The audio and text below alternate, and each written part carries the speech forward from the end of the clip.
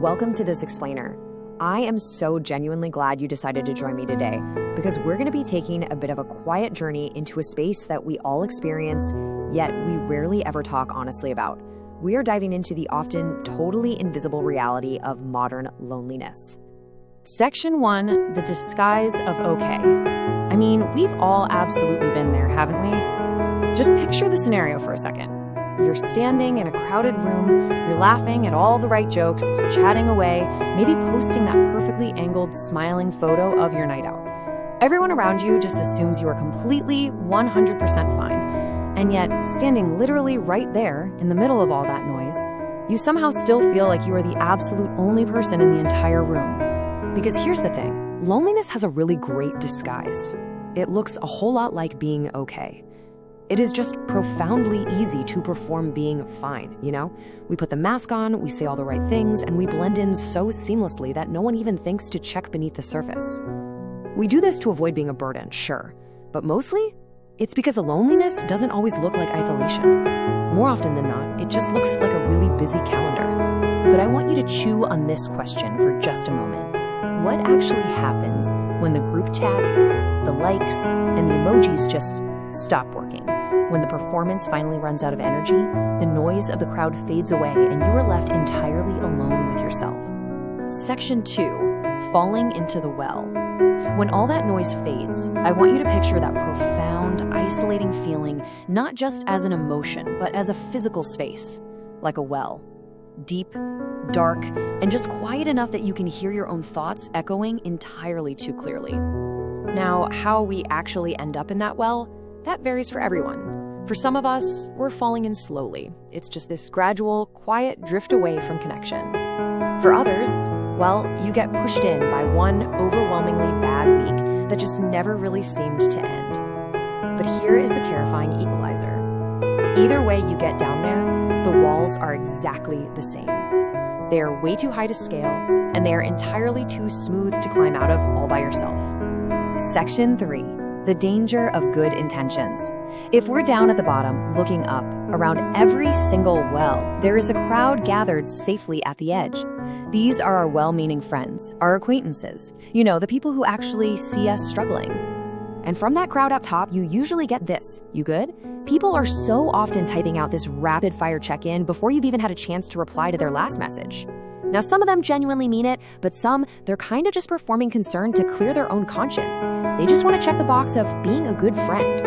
And honestly, when you are looking up from the pitch black bottom of that well, it is incredibly hard to tell a real lifeline from a digital photo op. So here is a pretty harsh truth we have to confront. Feeling sorry for someone is simply not the same as helping them. Every unanswered "you good" that's followed by absolutely nothing, every thinking of you with zero follow-through, those are not lifelines. Empty check-ins are quite literally just tears falling into a well that is already way too full. Because water doesn't care about good intentions. It rises exactly the same whether those tears came from someone who truly cared or someone who just wanted to feel like they did. If there is enough of this almost help, a person can literally drown in that empty, passive space between someone thinking, I should really check on them, and actually doing it. Section 4, reaching into the dark. So how do we actually stop this? Let's step away from that passive concern and move toward the warmth and the absolute simplicity of real, grounded help. If you are standing at the edge for someone you care about right now, hear this. You do not need to have the perfect words. And you absolutely do not need to fix their entire life. You don't have to be some grand savior. You just have to stop standing safely at the edge, and you have to start reaching your hand in. Just think about the stark difference between passive and active support. On the one hand, there's the classic, let me know if you need anything, which, let's be honest, puts the entire burden of asking for help squarely onto the person who is already drowning.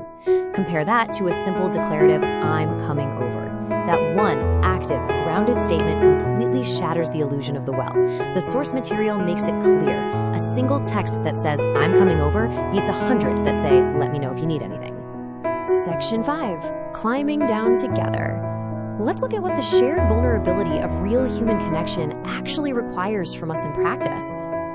You know, loneliness is a brilliant liar. It totally convinces you that no one is really looking at you, that no one really notices you slipping away. But the deeply reassuring truth here is that someone usually is looking. They do care. They are just standing up there at the edge, just as unsure of what to do to help as you are of what to ask for. The way out of the well isn't one big dramatic rescue mission. It is the exact small, honest reaches required to make a genuine connection. Step 1, send the text.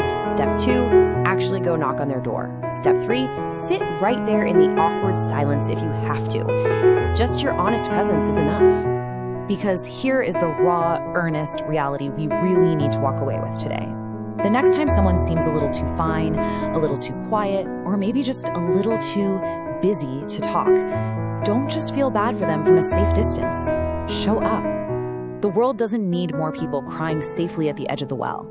It desperately needs more people who are willing to climb down into the dark with you. Don't just feel it, show up for it. So I want to leave you with this one quiet thought today. Who are you standing at the edge for?